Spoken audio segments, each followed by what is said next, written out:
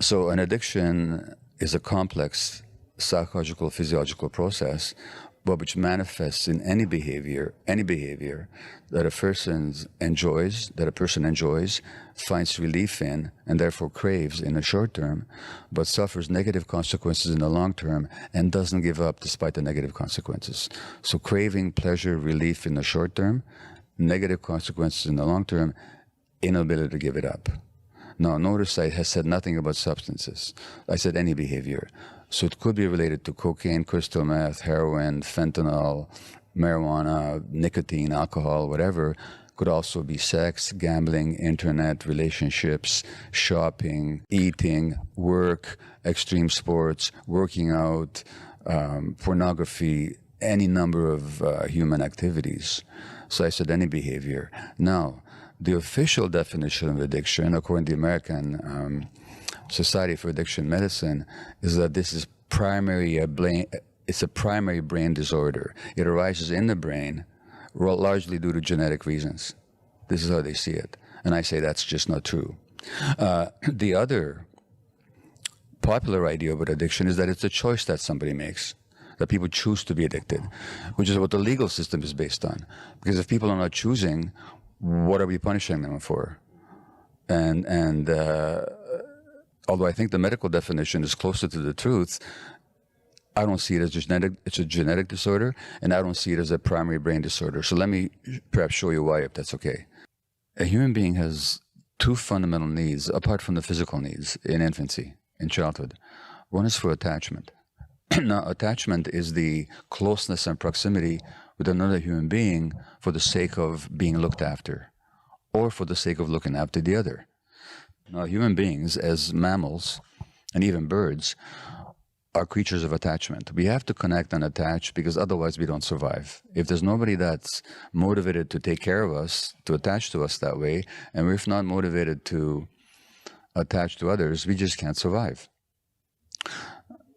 One interesting thing is that the endorphins, which are the body's internal opiate chemicals, which heroin and all the other opiates resemble, they help to facilitate attachment. So if you take infant mice and you knock out their endorphin receptors so they don't have endorphin opiate activity in their brain, they won't cry for help and separate from their mothers, which would mean that they would die in the wild. And which goes back to what happens early in childhood when there's stress and trauma, these endorphin systems don't develop. And then when people do heroin, it feels like a warm, soft hug to them. They feel love and connection for the first time. That's why it's so powerful. But so we have this need for attachment, without which obviously the human infant, who's the most helpless, the most dependent, the least mature of any creature in the universe at birth,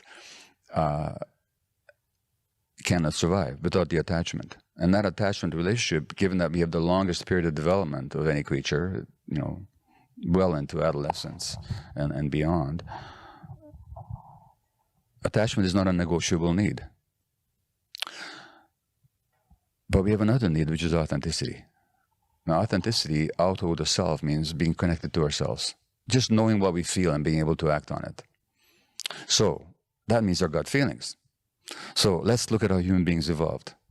For hundreds of thousands of years, and for 100,000 years or so of this species existing on Earth, how did we live? We didn't live in cities and houses and so on. We lived out there in the wild until very recently in human existence. Now, just how long do you survive in the wild if you're not connected to your gut feelings? Not very long. If you start using your intellect instead of your gut feelings, you just don't survive. So that's a powerful survival need as well. So attachment is a survival need, authenticity is a survival need. But what happens if your authenticity threatens your attachment relationships? For example, as a 2-year-old, you get angry because you didn't get that cookie before dinner. But your parents can't handle anger because they grew up in homes when there was rageaholism and they're terrified at the very expression of anger. So they give you the message that good little kids don't get angry. The message you receive is not that good little kids don't get angry, but that angry little kids don't get loved. Because your parents are now sullen, they won't look at you, they talk to you in a harsh way, you're not getting loved. not experiencing love at that moment. No, but you got to stay attached. Guess what you're going to suppress? The authenticity every time. And this is how we lose connection to ourselves and to our gut feelings. So that, strangely enough, that very dynamic, which is essential for human survival in a natural setting, not becomes a threat to our survival in this more modern setting, where to stay authentic is to threaten attachment. And so we give up our authenticity, and then we wonder who the hell we are, and whose life is this, and who's experiencing all this, and this life doesn't, and who am I really? And so that's where the reconnection has to happen. That's where the healing happens, is with that reconnection. But it's because of that conflict, that tragic conflict in childhood between authenticity and attachment that most of us face, that we lose ourselves and lose connection to our gut feelings. Now, this leads to the question of trauma, because it's one thing to recognize that all this originates in childhood pain. It's quite another to transform that pain.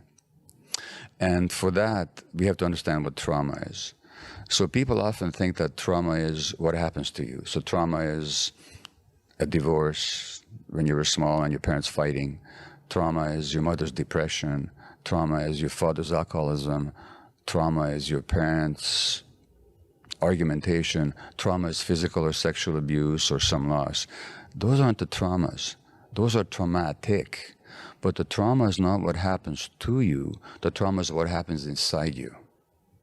And as a result of these traumatic events, what happens inside you is you get disconnected from your emotions, and you're disconnected from your body, and you have difficulty being in the present moment, and you develop a negative view of your world, and a negative view of yourself, and a defensive view of other people.